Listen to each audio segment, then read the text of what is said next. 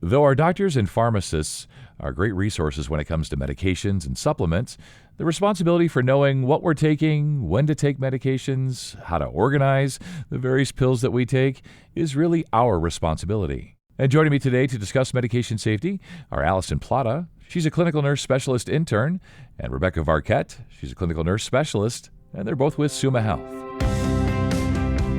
This is Healthy Vitals, a podcast from Summa Health. I'm Scott Webb. It's nice to have you both here today. I know we've spoken before about other things, other topics for Summa Health, and today we're going to talk about medication safety, what to do with our medications, how to sort of keep track of them, where to store them, all that good stuff. So Allison, I'm going to start with you. Just want to find out, what do we need to know about medications that we're taking? What are the essential things we should have in our heads?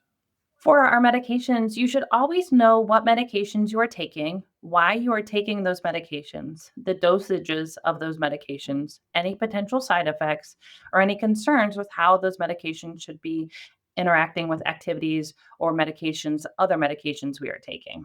One resource that we have to help with some of that information can be easily found on the medication label. The label can tell you how often to take that medication, the provider who prescribed that medication, and any warnings about how the medication can interact, such as needing to take it with food, or it can cause you to be drowsy or dizzy.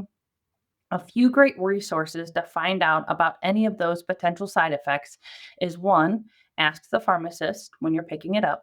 Two, read the pamphlet provided from the pharmacy. Three, any instructions from the doctor's office or the after visit summary, which is the paperwork you get when you are discharged. And lastly, my chart. In my chart, you can see the medication you are taking, and underneath the medication name, you can click on the words Learn More. This will take you to the website where you can read more information about the medication, such as how to take the medication, any side effects, how the medication works, and what to do if you miss a dose. If you do miss a dose, do not double up on that dose unless you're instructed to do so by a provider. And if you experience any side effects, report those to your provider. There are also some medications that have interactions with certain foods or activities to avoid, such as blood pressure medication can affect how you feel when you stand up, causing you to be lightheaded or dizzy, and this puts you at a risk for a fall. So, if you are taking a medication that can cause this, be mindful of position changes to help prevent a fall. Additionally, some medications need to be taken on an empty stomach or with food due to causing an upset stomach. An example of a food interaction is with iron, that is a common medication that some people take, and it should not be taken with milk. Finally, some medications are dependent on the time of day, or the timing is based on the reason for why you're taking that medication. For example, some medications require a certain time of day that the medication is taken, such as Synthroid or levothyroxine, which is for a thyroid disorder, and should be taken the first thing in the morning before breakfast with no other medications. Lastly, for some medications, the time of day is important because of how the medication works. For example, Lasix or furosemide, also known to some people as a water pill, which causes the person taking it to go to the bathroom more frequently. Therefore, this medication is not taken at bedtime because it will cause a person to have to get up more frequently in the night to go to the bathroom. Sure. This can put you at a higher risk of a fall or injury because of being tired and limited light that increase the risk of tripping or taking a misstep. If you have any concerns or questions, you can always ask your provider when the best time would be for you to take your medications. Yeah, as you say, our providers are an invaluable resource. I actually have a friend who's a pharmacist. So not everybody has that luxury, but when in doubt, quick text to my friend, hey, what about this? Will it interact with that? When do you recommend, time of day, those types of things. But start with provider. Pharmacists are a great resource as well. And Rebecca, just wondering, what's our responsibility as patients, right? We're the patients, although I guess doctors and nurses and healthcare providers are also patients. But what responsibility do we have to ensure medication safety? Know that you are the most vital member of your own healthcare team. Yes, your physician or nurse play an important role, but you must take the steps to ensure that you protect and optimize your own health. Healthcare is complex. Many patients see multiple providers who specialize in different areas of their care.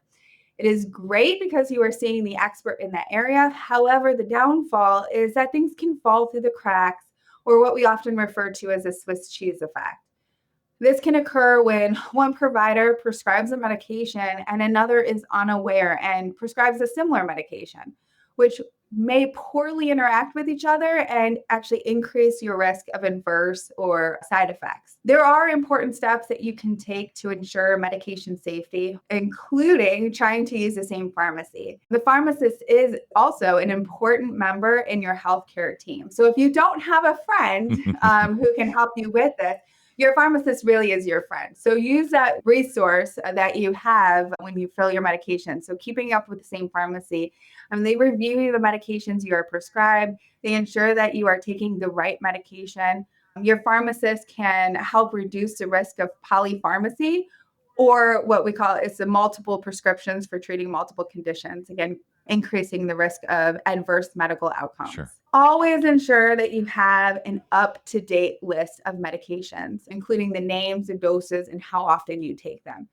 Don't forget to include your vitamins and supplements on this list as well. And make sure that you bring this list to every single doctor's appointment. My chart is a great resource for medication information, just as Allison had previously discussed. But in addition to keeping you informed, my chart does enable you to keep an up-to-date list, adding new medications, removing old medications you are no longer taking. In addition, you can even request additional refills for medications you will soon be running out of. Another key takeaway to being an advocate for yourself is utilize a support person. This might be a spouse, a friend, or a neighbor, someone who knows where you keep your list of medications, what pharmacy you use, and who your primary care provider is. It is important in case of an emergency situation where you may not be able to provide the answers yourself. Yeah, a lot of good information there, a lot of good suggestions there. And, Rebecca, one of the things that I invested in a long time ago was a pill organizer because, and I'm sure a lot of people go through this, where I would stand there in the kitchen where I keep my pills, and I would think, did I take my pills or did I just think about taking my pills? And I finally invested the $10 or whatever it was, get that pill organizer. That way I can check and like, no, I actually did take them. No, you were just thinking about taking them. So along those lines, like what are some health habits, if you will, to help us to stay organized and consistent with our medications? Yes, key habits include keeping yourself informed, incorporate into a routine, and like you just pointed out, staying organized. Keeping yourself informed, I cannot highlight enough how important this is. Ask your physician, your nurse, your pharmacist many questions. Know why your provider prescribed that medication to you and the key takeaways from that medication resource that Allison had shared previously. It is important to know more than the color and size of the pill. I have many patients who tell me that they take the small yellow pill, but do not know why the small yellow pill was prescribed or any further valuable information. Right. If you know your pills by the color and size, add that description to your list in addition to the medication name, why you're taking them, and a few takeaways such as, take on an empty stomach or with food. Incorporate your medication into your daily routine. This may look different for everyone, so only you can determine what is best for you. When you get a new medication, think about your daily routine and how this specific medication can be included. So maybe, you brush your teeth every day. Could you take it when you do that? When you eat dinner or breakfast? Or keeping them at the bedside, and take them before you get out of bed every morning. Other habits to stay organized with your medication could be that pill organizer that you had mentioned. There's also a lot of free apps that are available to help. They have alarms on them, and help keep that organized in your list of medications when you're supposed to take them. So utilizing those can help you stay organized as well.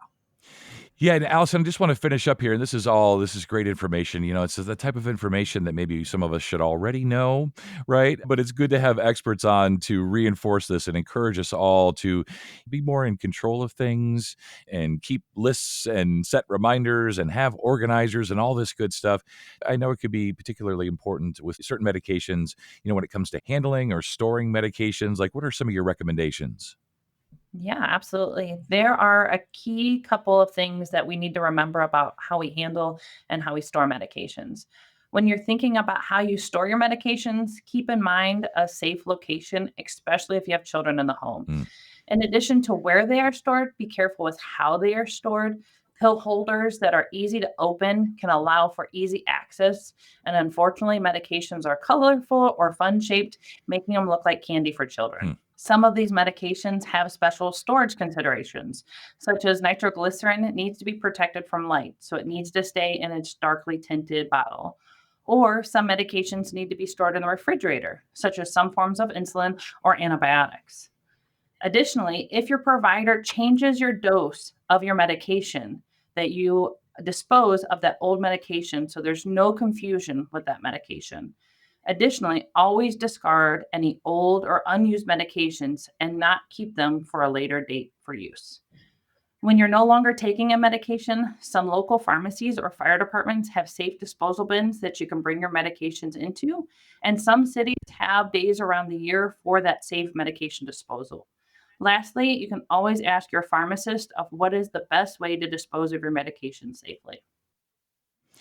Yeah, as I said, this is all good stuff, good information. I've done that before, when my wife and I had sort of collected a bunch of empty bottles of pills, or there were still some pills in this one or that one or whatever. I just went to the police station in our local town here. They have a nice little drop box there, really convenient, and you definitely just don't want to throw those things in the garbage where anyone, could get their hands on them. So great to have you both back on today, have you both on together, talk about medication and pill safety and all that. So thank you so much. Thank you for having us.